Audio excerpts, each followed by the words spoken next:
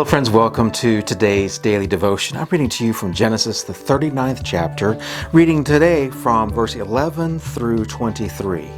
Hear now these words. One day Joseph went into the house to attend to his duties, and none of the household servants was inside. She caught him by his cloak and said, "Come to bed with me." But he left his cloak in her hand and ran out of the house. But when she saw that he had left his cloak in her hand and had run out of the house, she called to her household servants. "Look," she said to them, "this Hebrew has been brought to us to make sport of us. He came in here to sleep with me, but I screamed. When he heard me scream for help, he left his cloak beside me and ran out of the house." She kept his cloak beside her until his master came home. Then she told him this story. "That Hebrew slave you brought us came to me to make sport of me. But as soon as I screamed for help, he left his cloak beside me and ran out of the house." When his master heard the story, his wife told him, saying, "This is how your slave treated me." He burned with anger. Joseph's master took him and put him in prison, the place where the king's prisoners were confined. But while Joseph was there in prison, the Lord was with him and showed him kindness and granted him favor in the eyes of the prison warden. So the warden put Joseph in charge of all those held in the prison, and he was made responsible for all that was done there. The warden paid no attention to anything under Joseph's care because the Lord was with Joseph and gave him success in whatever he did.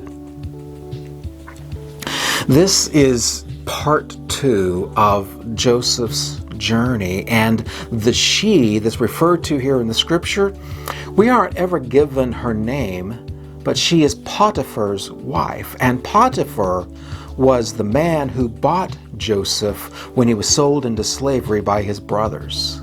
And Joseph had done very well in Potiphar's household. He had taken care of things, and everything that he did was going really, really well, and maybe that's why Potiphar's wife started paying attention to Joseph.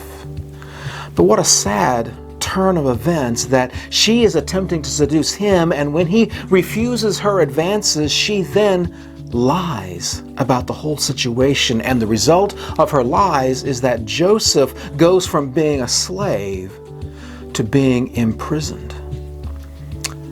And yet, in the midst of being in prison, God still blesses Joseph and allows him to be able to do things while in prison.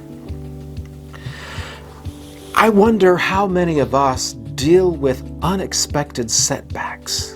It may not be that we are falsely accused of a terrible crime, but yet we suffer something that we didn't expect to happen to us. Joseph never expected this would happen to him, and yet he didn't let the circumstance defeat him. I think we can draw a lesson from this, that no matter what kinds of results we may get, whether they are positive or especially when they're negative, God doesn't abandon us. And so, my friend, I encourage you today, if you're feeling low, if you're feeling down, if you're feeling hurt, discouraged, depressed, hand those emotions over to God and let God begin working in you to help you overcome whatever it is that's got you down. And I'll see you tomorrow for another daily devotion.